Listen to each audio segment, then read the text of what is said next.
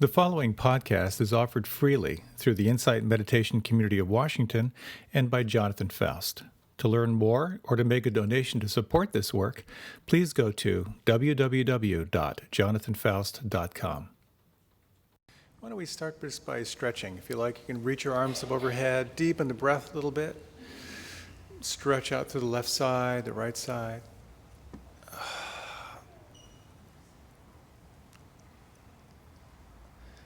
And you can let your arms come down. Did I tell you about my first yoga teacher? And this looking out just reminded me. This is 1983, I think. I had kind of stumbled into an ashram, where I had spent the next 24 years. But the first teacher I met, her name was Lila Osterman. She had been a nurse, and she was from East Germany, and she had been a nurse in World War II. And she was a tough bird. She was maybe like 4'11". And so my first yoga class, she's going, lift your arms over your head. So we're all like, and then someone started bringing arms, because she said, bring the arms up. I said, don't put the arms down. I thought, is this some kind of East German revenge? Like, what's going on? And another time she stood in front of the class and she goes, we're going to start this class with an exercise in something that's going to stimulate the digestion and the entire nervous system. We are going to laugh. Ha, ha, ha, ha, ha, ha. Which, of course, was hilarious, and we all went with it. So it's early laughter yoga. Well, tonight I wanted to talk about an important part of practice, which is around the thinking process and how you can relate to thoughts. Probably the best descriptor I once heard is a teacher who said, would you go out to dinner with someone who treated you the way your mind does? Have you noticed how judgmental and nasty and mean your mind can be? Perhaps. You can imagine if during this meditation you had a megaphone mounted on the top of your head, calling out your thoughts as you're thinking them, it'd be pretty frightening. So we think all the time, and yet we have this filter. We're trying to sort of control the thinking process. And I remember years ago, a friend of mine's mother had died, and they were having a memorial service, and she was staying in a local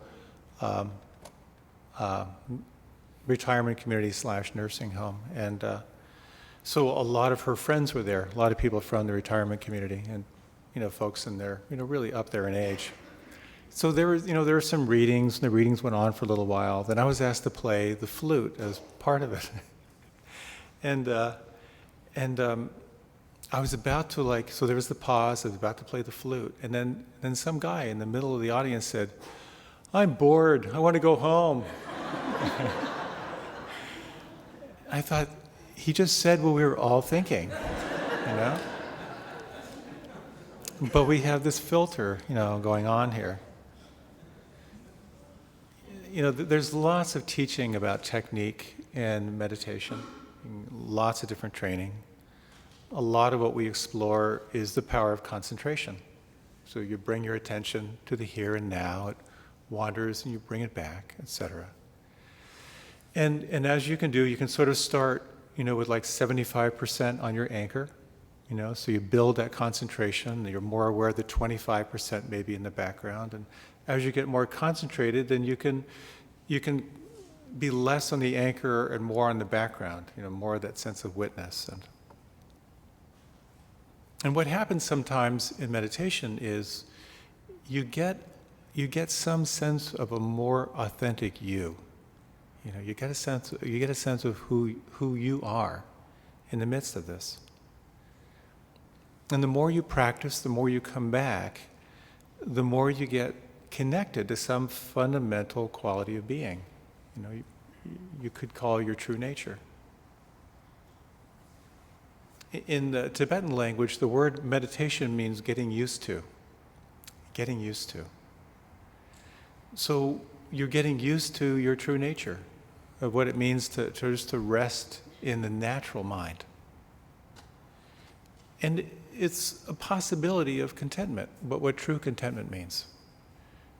That is to say, when you're less identified with the thinking process and the emotions and the pain that comes and goes, you become more of the awareness in which it's all passing through. That's the possibility. Sometimes that's called natural meditation. The capacity to simply be awake to the natural flow of everything without controlling or resisting or grasping. Easy to talk about, not so easy to practice or experience. So what I'd like to cover, if I can, is first of all to talk about how thoughts are organic and natural, about how thoughts arise, and then how you can untangle the sticky thoughts, particularly like when you get caught in obsessive thinking, or when you're on the hamster wheel, the mental hamster wheel. And how, when you can recognize your true nature, how that can radically shift your relationship to the thinking process, and you can find freedom where you didn't feel it before. So, thoughts happen, and they're pretty wild when you pay attention to them. So I thought I would do an annual reading. Like once a year, you might, do Handel's Messiah, So here we have the annual Dave Barry reading. It's one of my favorite readings that I think it describes the mind better than anything else I've run across. So this is from my hero, Dave Barry. I'm in an airplane, strapped to my seat, no way to escape. For an hour, we've been taxiing around Miami International Airport while lightning tries to hit us. Earlier, I was hoping that the plane might at some point actually take off and fly to our intended destination, but now I'm starting to root for the lightning. Because a direct strike might silence the two women sitting in front of me. There's only one empty seat between them, but they're speaking at a decibel level which would make it appropriate for if one of them was in Cleveland. Also, they both have Blitherer's disease, which occurs when there is no filter attached to the brain, so that every thought the victim has, no matter how minor, comes blurting right out. This means that the rest of us passengers are being treated to a repartee such as this. First woman, I prefer a window seat. Second woman, oh, not me. I always prefer an aisle seat. First woman, that's just like my son. He lives in New Jersey, and he always prefers an aisle seat also. Second woman, my sister-in-law works for a dentist in New Jersey. He's an excellent dentist, but he can't pronounce his R's. He says, I'm afraid you need a root canal. First woman, my brother-in-law just had that root canal. He was bleeding all over his new car. One of those Japanese ones, what do you call it, a Lexus. Second woman, I prefer a Buick. But let me tell you, this insurance, who can afford it? First woman, I have a brother in the insurance business with angina. He prefers a window seat. Second woman, oh, not me. I always prefer an aisle seat. And so it has gone for one solid hour. A live broadcast of random neutral firings. The harder I try to ignore it, the more my brain focuses on it. But it could be worse. I could be the flight attendant.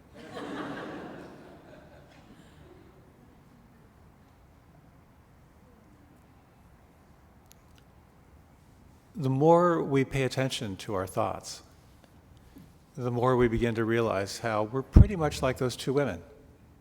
There's a constant narrative going on, a constant commentary. And we have a very strong tendency to believe what we think. And inevitably, as I have the opportunity to support people doing intensive practice and in our retreats, and I encourage you, if you ever have the possibility to do a 7-day intensive practice in silence, inevitably someone will say, if I just stopped believing everything I think, I'd be so much happier. But we become identified with the thinking process. And in the meantime, there is awareness in the background. So an interesting experiment, if you would, if you close your eyes, this is a 1-second Zen pop quiz. For the next minute, try not to be aware.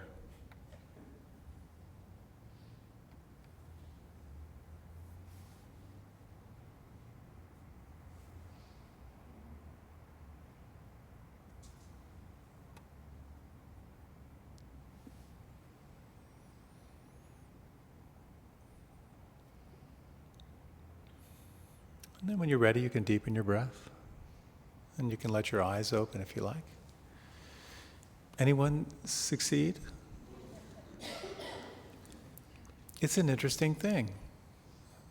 When you try not to be aware, you automatically become aware that there's awareness. No matter what, there is awareness.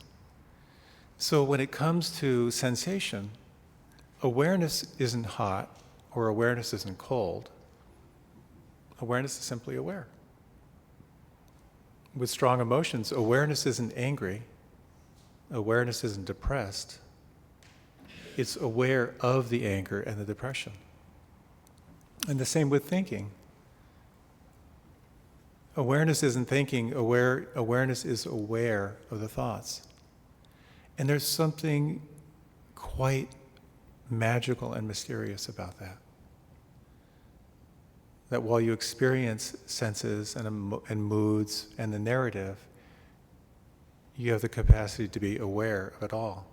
And therein lies a huge amount of freedom.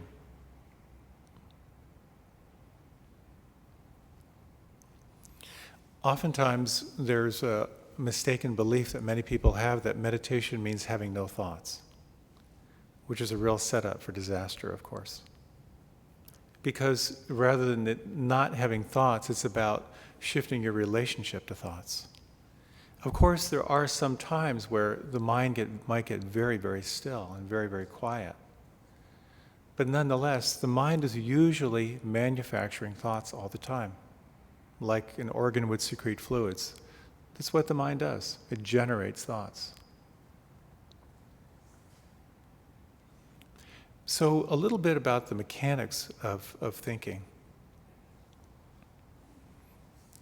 When my mother was in her final days, she was experiencing a lot of dementia. And she was trying to communicate, but as she was talking, it was as if she was narrating a dream. And maybe if you've ever been with anyone with dementia, you can sort of see how the mind functions. It's trying so hard to keep a narrative, a consistent narrative, that it'll pull any thought together to try and keep a story going. And that's pretty much what we're doing all the time, is we are working very, very hard to keep a consistent narrative, to keep our sense of a tightly bound self in one piece. When you begin to practice meditation, you begin to slow that process down. And it's quite common to go through a period of what I think of as deconstruction, because you begin to see how tightly held you are, how tightly bound you are. And the more you begin to really relax and feel and notice, you begin to notice the repetitive thoughts, you begin to notice the beliefs, and you begin to really sense if they seem real, but are they true? And that can begin to open up in a very, very powerful way. We begin to realize that we are more than just our thoughts. And of course, particularly in our culture, we're very identified with the thinking process. And it can be very helpful to reflect on, through Buddhist psychology, what is it that makes up you? And it's said that there are 5 aggregates, there are five elements that are interdependent that create this sense of self. And it might be most helpful just to explore this in a short meditation. So again, if you like, you can close your eyes.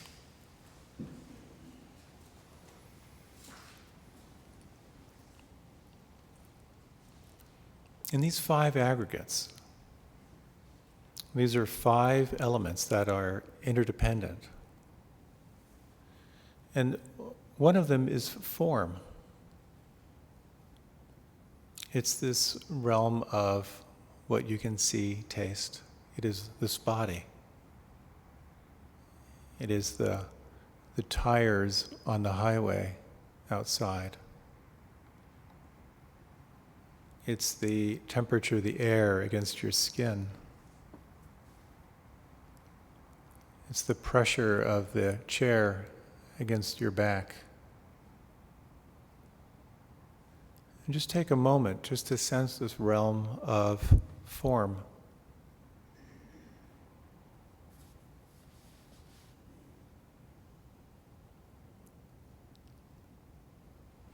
The second aggregate has to do with the realm of feeling. That from form arises feeling, and feeling will have 3 distinct qualities. There will be feeling which you will sense as unpleasant, and feeling which you will sense as pleasant, and feeling which will be neutral, neither pleasant nor unpleasant. So just take a moment to sense, if you can, the experience of form and this play of feeling.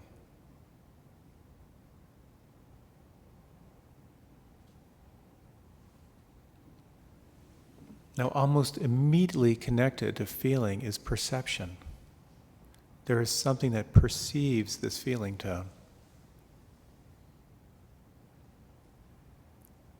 And from perception, there moves into a formation of thought. Form, feeling, perception, formation of thought.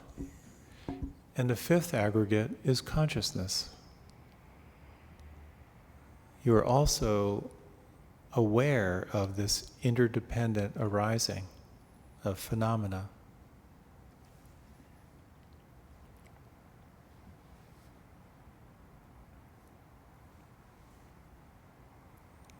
Meditation can be said to be aware of this phenomena moment by moment by moment.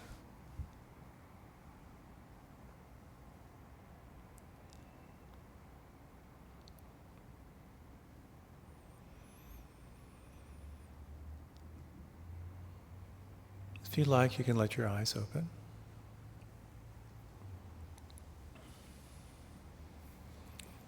Because we have such a tendency to spin in the mental world, it's very easy to forget the substrata to feeling, the substrata to thinking, which is form, feeling, and perception. So oftentimes in meditation, when we guide ourselves right back to the senses, we're coming back to that substrata below thought. And there are some very, very cool techniques that actually have you focus on the feeling and perception piece. A wonderful teacher by the name of U Tejaniya, when you do a retreat with him, you're not told when to sit or when to walk or anything like that, but 24/7 you pay attention to feeling and perception, pleasant, unpleasant, neutral, and how you relate to it. And so you narrow your attention to that. It's fascinating. I have not done an extensive retreat, but I've tried that technique quite a bit. And what you begin to see is how you're constantly reacting to the moment. And for me, I see it's like a meter, unpleasant, pleasant, always back and forth. And how our experience can be so subjective. And just in that short meditation, there might have been some people hearing the sound on the highway and thinking, why did these morons build the sanctuary right on the highway, you know? While someone else might be thinking, that lulling sound of the highway is so soothing. It's so helpful. And someone else might be having a revelation that experiencing the sound as impermanent and having an insight into the arising and falling of phenomena. It's one of the things I most love about being in dialogue with other people about their meditation practice, is because it's all so subjective, and we're all learning different things in different ways. But noticing what's happening, and then noticing your relationship to what's happening, is such a key in the practice. For most of the time, stimulus and response are like this. Something happens and you react without even thinking. When you open that up, when the gap between stimulus and response opens up through mindfulness or non-judging awareness, all kinds of new possibilities arise. And you can find yourself sometimes less caught in your thoughts. The more you begin to notice your thinking process, the more you notice how it's a stream, roughly 50,000 thoughts a day, just being generated. Most of them are repeats. Very few original thoughts, I've noticed. You begin to notice that there's nowhere the mind won't go. The mind really is shameless. Particularly on a retreat, and you realize, oh my God, I just spent the last 45 minutes lost in whatever it may be. It's quite humbling. It really is. You also begin to notice, particularly on a retreat or when you meditate for a regular basis, you'll begin to notice what we call your top 10. You have your top 10 thoughts, the ones that just keep cycling through, just repeating themselves again and again and again. You begin to realize that your thoughts are somewhat predictable. And you can also begin to notice that your thoughts are somewhat conditional, that they're conditional on your mood. They're conditional on your energy level. I remember a good friend of mine realized that when he would have these sort of obsessive thoughts, he realized that they were usually when he hadn't slept well the night before. Just these sort of like parasitic thoughts that would attack him when his immune system was low.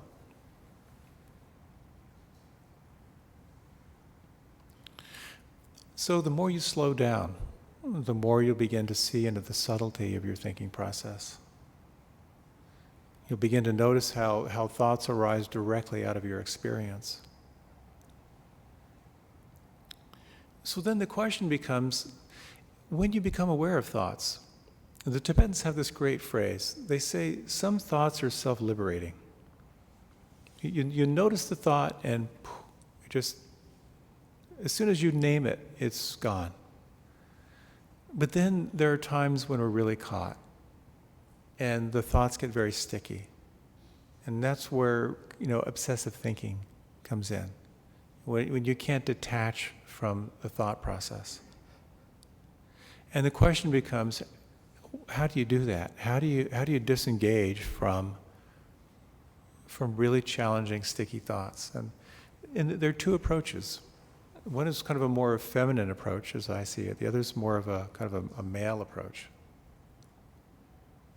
A good friend of mine back in the ashram, her husband had died, and she moved into the ashram for a year. And she was, I think, when she moved in, she was maybe probably in her 70s.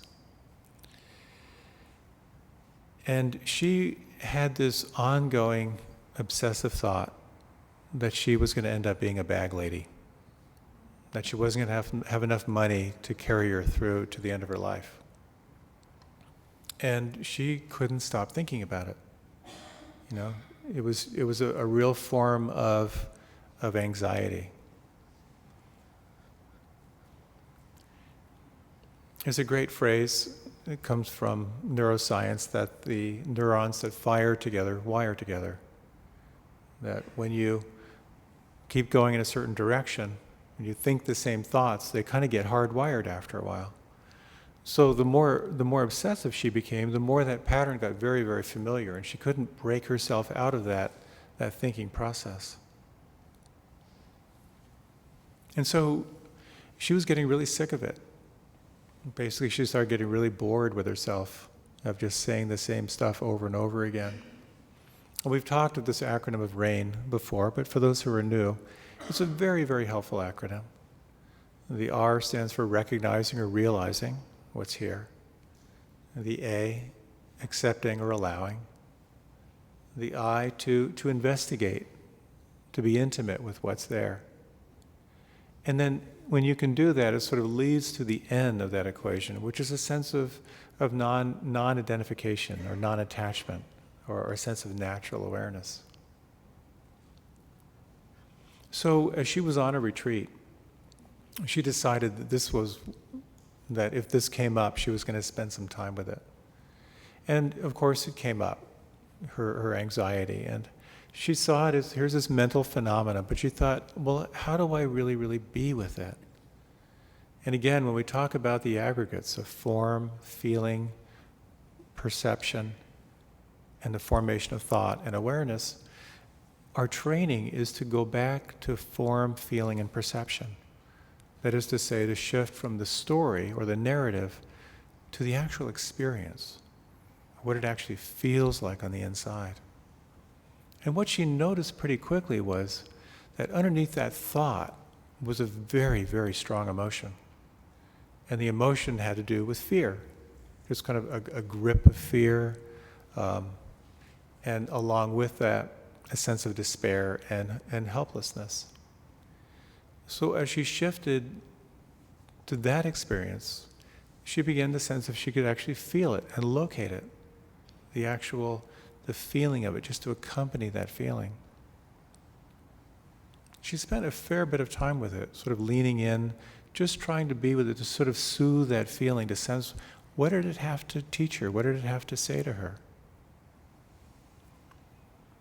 And she realized that over time, that the feeling that she felt was very much tied into her parents. Her parents lived through the Depression and went through very, very hard times. And her mother in particular had really had some trauma, fear and helplessness kind of locked in, and always looking through that lens of anxiety and not enough, that she kind of absorbed that from her mother. She sort of felt responsible for her mother, and it became her kind of locked in attitude toward life, that there's not enough, there'll never be enough. If I minimize my needs, maybe I'll make it through. Just in seeing that, it began to lighten a little bit when she realized that what she had been carrying for so long was really part of her inheritance. It wasn't her fault. And it really wasn't her parents' fault. It just was simply what she was holding and carrying inside. And by offering it some kindness, by being gentle with it, it began to soften a little bit. And she realized that underneath the fear was actually a tremendous amount of creativity. And it really helped her as she looked toward the rest of her life of ways that she could really be more creative in her life and actually, create income from a real place of joy rather than that place of anxiety. So the upshot of it is that when you find yourself caught in a very strong mental state, it's very helpful to look underneath it, to look to the form and the feeling and perception. There's oftentimes a strong emotion that's underneath that strong mental state. So perhaps we can do just a short reflection if you'd like to try this on. This will be for a few minutes. You might bring into mind just something that you find yourself belaboring a little bit. Maybe your mind is on a bit of a hamster wheel with some particular issue in your life. If you can't think of one, you can make one up just for the exercise. And just take a moment to reflect on what it's like to have this issue constantly circulating through your mind. And recognizing it.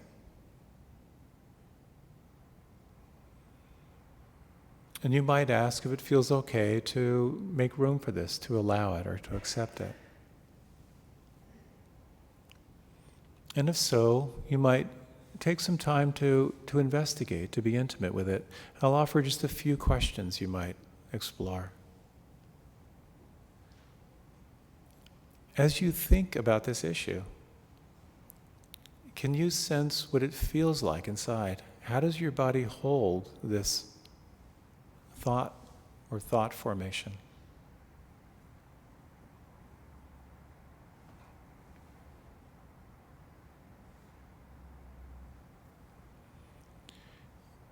Is there an emotion that you can discern that's under this? Is there some emotion here? You may find that it may be more than one.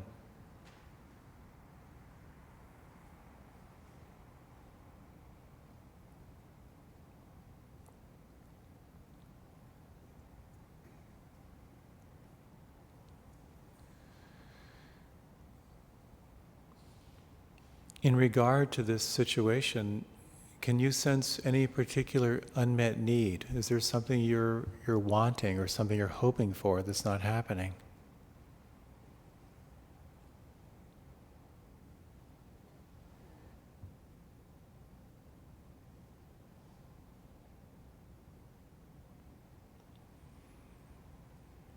And if you were to hold this situation with some form of loving presence, some empathy or compassion or kindness, how does it move or shift or change?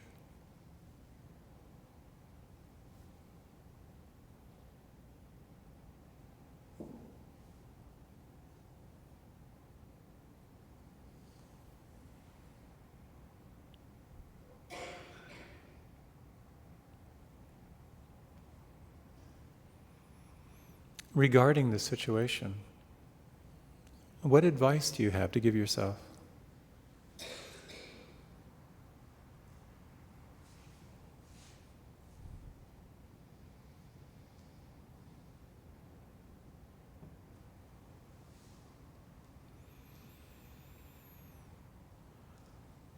And you might now deepen your breath. In your own way, let this fall away. Just sense what may have shifted or changed.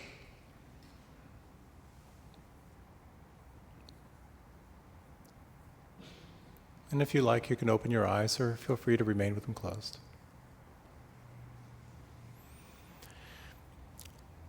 Oftentimes, of course, when something unpleasant arises, we tend to want to either nuke it or distract ourselves from it. When we practice non-judging awareness or mindfulness, we have the opportunity when it arises to actually open to it, to actually investigate it, to look more intimately into what's going on there. And it can be quite helpful when you find yourself in a tight mental state. Just a sense that there's some emotional quality. There's some unmet need. What were you wanting? What are you hoping for? That can sometimes shift you to perhaps a more vulnerable place, but where it might unwind a little bit. You might get a sense of what's underneath that. As Einstein said, no problem was ever solved in the same consciousness that created it. And this is a way that you can actually shift your consciousness by opening to it, by relaxing and investigating. By releasing your identification with it, even in a small way, you might begin to sense a solution or some new way of being with it. So that's a very kind of feminine way of really opening to what's presenting and softening into it and sensing, where's the wisdom here? Where's the compassion in this? And there's another way of working with thoughts as well. It's a little more samurai sword.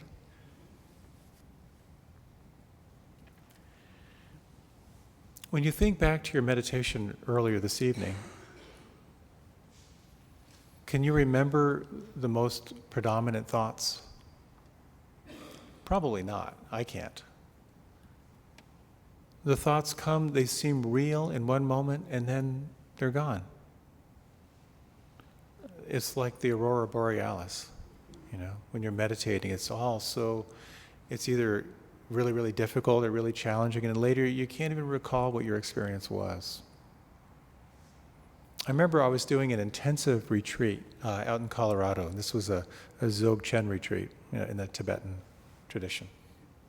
And I remember I was walking from the meditation hall back to my room, and I was in some snit, and I can't even tell you what it was, but it was just, my face was tight, and I think I was just saying, this just isn't fair, And then this voice inside my head said, do you really believe that?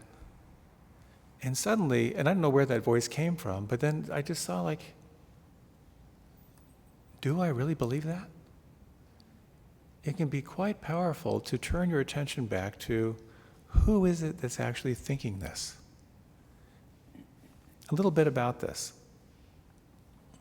There's a book called The Untethered Soul by Michael Singer. And I knew Michael Singer when he was Mickey Singer, and he used to come to our ashram quite a bit. He was one of the benefactors or patrons of our ashram. And it's a very, very interesting book. And what he sort of articulates is yet another way of being in relationship with thoughts. He speaks quite a bit, and he's very influenced from the yogic tradition, as am I, but he speaks quite a bit of the witness. And it's not so much articulated in the Theravadan tradition. We speak of sort of non-judging awareness. But you can say that the more you practice meditation, the more you develop who you are as this non-judging witness. You have the capacity to observe sensation, emotion, mood. You have the capacity to observe the thinking process itself. And it can be very powerful when you are in a strong, tight mental state to simply ask yourself, who is thinking this thought? And then to sincerely try and find that person. It's a very kind of samurai sword transcendent way of investigation. Something Michael Singer said, one of the quotes I love, he said, "There is nothing more important to true growth than realizing you are not the voice of the mind. You are the one who hears it." You get that? There's nothing more important to the true growth of the mind than realizing you are not the voice of the mind. You are the one who hears it. He goes on to say, your only way out is the witness. Keep letting go by being aware that you are aware. That's a little trippy. And yet it can be quite profound. The more that you remind yourself that you are not the thinker, but you are the awareness that is aware of the thinking mind, it can be a very, very helpful way of reframing your entire experience. And it might best be explored through a short meditation. So if you like, you can close your eyes.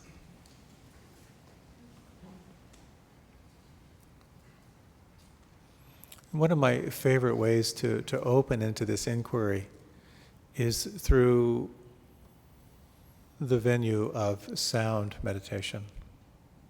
This will be just for a few minutes for our closing meditation. If you would, again, let your attention open to the sounds. Notice the ones the closest, the furthest away.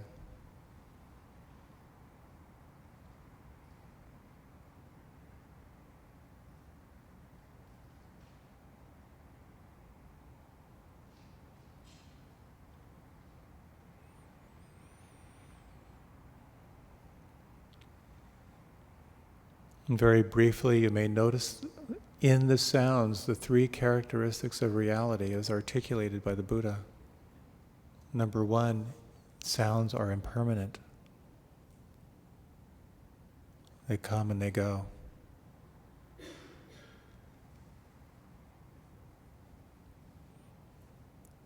Number two is the teaching of suffering. Any attempt to control these external sounds will result in some form of stress or unsatisfactoriness. If you can allow them to be, there is a sense of freedom.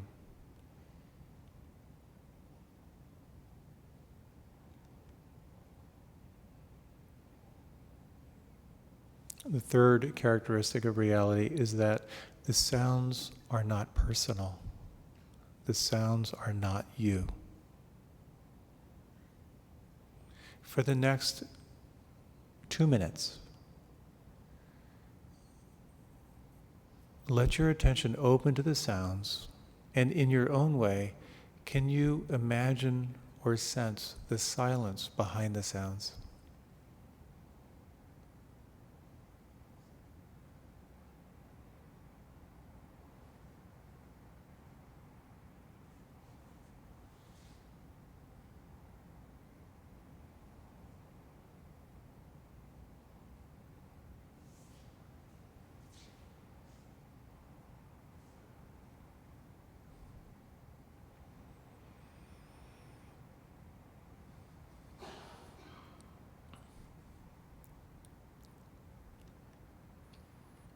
Just as sounds are impermanent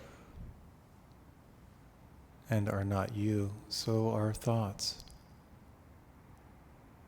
and moods and sensations.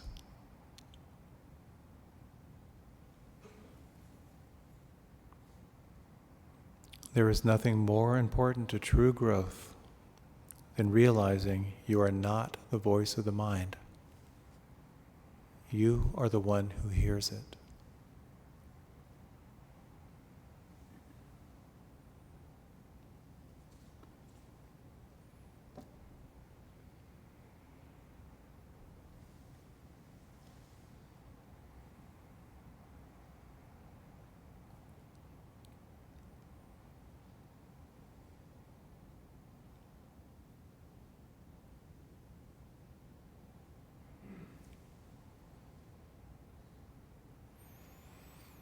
So as you're ready, you can deepen the breath.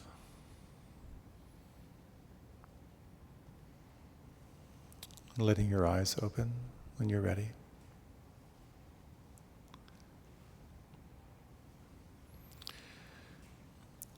So thoughts are organic and natural. They happen. We can't stop thoughts, but we can shift our relationship to them. It's important to remember that thoughts are part of an aggregate of a form, a body, physicality, of the feeling that arises from form, the perception, the thought formations, and the awareness of it all. And that when you find yourself caught in thoughts, just to recognize that, can you explore the substrata of thinking? The realm of mood, emotion, how it lives in your body, to explore identifying it, offering it kindness, compassion. And the possibility at times, when you find yourself caught in thought, to ask yourself, who is it that's thinking? And try and find that person. And quite often that can dramatically shift your relationship to something that feels very tight and very, very identified. So thank you for your kind attention. I hope you and your thoughts have a wonderful evening. A couple quick announcements.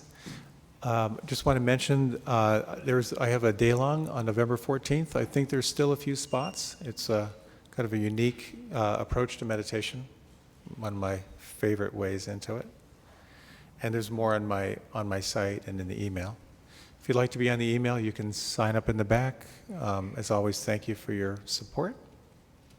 And I also want to acknowledge, there's an attendee who came here quite a bit. Her name was Claire Hayden. A lot of times she was out at the tea table, and want to acknowledge her passing recently. So we want to just to hold her in our hearts.